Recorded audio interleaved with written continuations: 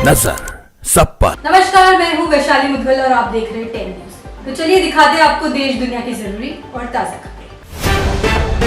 बिहार में जीविका निधि की शुरुआत कर पीएम मोदी ने 105 करोड़ ट्रांसफर किए। साथ ही कांग्रेस आरजेडी पर निशाना साधा, कहा मेरी मां को गालियां देना हर मां बहन का अपमान है, राजनीति से उनका कोई लेना देना नहीं। मोदी ने कहा कि इस योजना से बिहार की महिलाओं को वित्तीय मदद आसान होगी।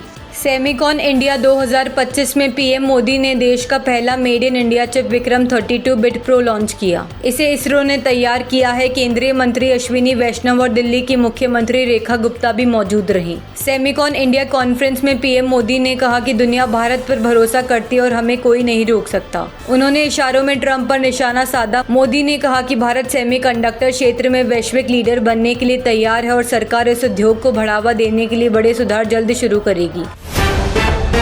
पूर्व विदेश सचिव कंवल सिब्बल ने डोनाल्ड ट्रंप के बयान को झूठा और नाटक बताया। ट्रंप ने भारत को अमेरिका का सबसे बड़ा व्यापारिक शिकार कहा था और रिश्तों को असंतुलित बताया। सिब्बल ने आंकड़ों के साथ इसे अमेरिकी प्रोपेगेंडा करार दिया। हाल ही में ट्रंप प्रशासन ने भारत पर 50% टैरिफ भी बढ़ाया। ट्रंप के सलाहकार पीटर नवारो ने मोदी को पुतिन और जिनपिंग के साथ देखना शर्मनाक बताया। कहा भारत को अमेरिका के साथ होना चाहिए, ना कि रूस के। नवारो ने भारत को रूस की धुलाई मशीन तक कह डाला। आरोप लगाया कि भारत रूसी तेल से मुनाफा कमा रहा है और आम भारतीय इसकी कीमत चुका रहे हैं।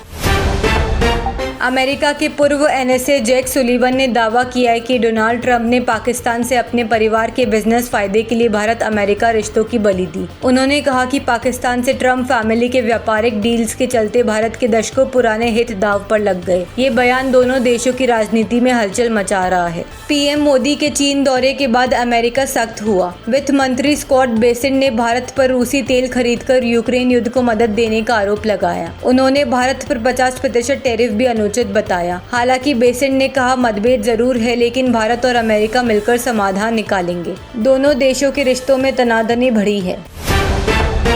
एससीओ सम्मेलन में अजरबैजान राष्ट्रपति इल्हाम अलीयेव ने आरोप लगाया कि भारत ने उनकी सदस्यता पाकिस्तान की नजदीकी की वजह से रोकी। उन्होंने कहा कि भारत बदला ले रहा है, जबकि अजरबैजान पाकिस्तान संग रिश्ते प्राथमिकता देगा। मई में ऑपरेशन सिंदूर के दौरान अजरबैजान ने पाकिस्तान का खुला समर्थन किया था। एफएमसीजी कंपनी नेस्ले ने सीईओ लॉरेंट फ्रिक्स को अफेयर छुपाने के आरोप में हटा दिया। कंपनी ने कहा कि उन्होंने नियम तोड़े और कर्मचारी के साथ रिश्ते की जानकारी नहीं दी। उनकी जगह फिलिप नवरातिल नए सीईओ बनेंगे। इससे पहले एस्ट्रोनॉमर कंपनी के सीईओ एंडी बायरन भी अफेयर विवाद में इस्तीफा दे चुके हैं। नागपुर से कोलकाता जा रहे इंडिगो विमान से उड़ान भरते ही पक्षी टकरा गया। इससे विमान की नोज को नुकसान हुआ और तुरंत नागपुर एयरपोर्ट पर इमरजेंसी लैंडिंग कराई गई। विमान में 272 यात्री सवार थे, सभी सुरक्षित हैं। 5 दिन में इंडिगो की ये दूसरी इमरजेंसी लैंडिंग है, जिससे यात्रियों में डर बढ़ा है। मराठा आरक्षण की मांग पर कार्यकर्ता मनोज जरांगे मुंबई के आजाद मैदान में अनशन पर बैठे हैं। उन्होंने कहा कि जब तक मराठाओं को कुणबी वर्ग में शामिल नहीं किया जाएगा, आंदोलन जारी रहेगा। हाईकोर्ट आदेश के बाद पुलिस ने मैदान खाली करने का नोटिस दिया। हालांकि जरांगे सरकार से बातचीत करने को तैयार हो गए। पंजाब में आप विधायक हरमीत सिंह पठान माजरा पुलिस हिरासत से फिल्मी स्टाइल में फरार हो गए। रेप केस में गिरफ्तारी के बाद उन्हें थाना ले जाया जा रहा था। रास्ते में फायरिंग कर पुलिस कर्मी को घायल किया और गाड़ी चढ़ाने की कोशिश की। विधायक अपने साथियों संग स्कॉर्पियो में फरार है। पुलिस पीछा कर रही है। जयपुर में महिला वकील पर रेलवे अधिकारी को ब्लैकमेल कर 20 लाख रुपए ऐंठने का आरोप लगा है। तलाक केस के दौरान वकील ने उनसे सगाई की और शादी से इनकार करने पर झूठे केस में फंसाने की धमकी दी। करदनी थाने में एफआईआर दर्ज की गई। पुलिस मामले की जांच कर रही है। आरोपी महिला वकील अब फरार बताई जा रही है। प्रयागराज में बीजेपी नेता रणधीर यादव की हत्या का राज खुला। आरोपी डॉक्टर उदय यादव ने कबूल किया कि रणधीर के उसकी पत्नी से अवैध संबंध थे। मोबाइल में आपत्तिजनक तस्वीरें देखकर उसने हत्या की साजिश रची। शव को रेलवे ट्रैक पर फेंका गया। पुलिस अभी और सुराग जुटा रही है। पटना मरीन ड्राइव से आरजेडी नेता तेजस्वी यादव का डांस वीडियो वायरल हो गया। वोटर अधिकार यात्रा पूरी करने के बाद वे अपने भांजे संग निकले थे। सड़क पर कुछ युवा कलाकारों के आग्रह पर उन्होंने डांस किया। तेजस्वी ने लिखा, हम सहजता और सरलता से युवाओं के साथ कदम ताल कर नए बिहार का निर्माण करेंगे। सीबीआई ने एयरपोर्ट अथॉरिटी ऑफ इंडिया के सीनियर मैनेजर को गिरफ्तार किया। आरोप है कि उसने 2019 से 2023 के बीच सरकारी खातों से 232 करोड़ रुपए अपने अकाउंट में ट्रांसफर किए। देहरादून एयरपोर्ट पर तैनात मैनेजर ने फर्जी दस्तावेज और रिकॉर्ड से छेड़छाड़ की। सीबीआई ने जयपुर में उसके घर दफ्तर से अहम कागज जब्त किए।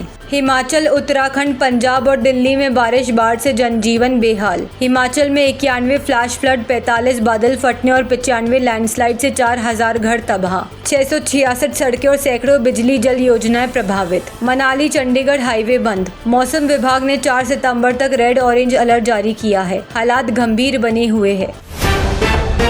जोशीमठ के बाद अब उत्तराखंड का चमोली का नंदा नगर डूबने की कगार पर है। भारी बारिश और भूस्खलन से 8 मकान ढह गए। 34 परिवारों को घर खाली करवाए गए। बाजार की 40 दुकानें भी खतरे में हैं। 2023 में जोशीमठ में भी ऐसे हालात बने थे जब 800 से ज्यादा घरों में दरारें आ गई थी। 2030 कॉमनवेल्थ गेम्स की मेजबानी के लिए भारत और नाइजीरिया ने प्रस्ताव दिया है। स्कॉटलैंड में नवंबर में फैसला होगा। कॉमनवेल्थ स्पोर्ट्स अध्यक्ष डॉक्टर डोनाल्ड रुकारे ने कहा कि इन 2 बड़े देशों का प्रस्ताव बताता है कि गेम्स की अहमियत और इसकी विरासत अभी भी बरकरार है। भारत की 2036 ओलंपिक मेजबानी की भी दावेदारी है। पंजाब में बाढ़ से तबाही के बीच सितारे मदद के लिए आगे आए। दिलजीत दोसांझ ने 20 गांव गोद लिए, जबकि एमी विर्क ने 200 परिवारों की जिम्मेदारी उठाई। गुरु रंधावा राशन पानी बांट रहे हैं और रंजीत बावा ने शो की पूरी कमाई दान दी। करण ओजला ने भी मदद का आश्वासन दिया और सबको आगे आने की अपील की। एक इंटरव्यू में मृणाल ठाकुर ने कहा कि उन्होंने कई सुपरहिट फिल्में रिजेक्ट की वरना खुद को खो देती। ट्रोल्स का आरोप है कि ये कमेंट अनुष्का शर्मा पर था। इससे पहले बिपाशा को मैनली कहने पर विवाद हुआ था। यूजर्स ने फिर निशाना साधा। मृणाल ने इसे गलत समझ बताकर सफाई दी।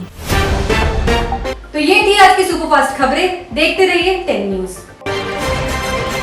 नजर सब पर।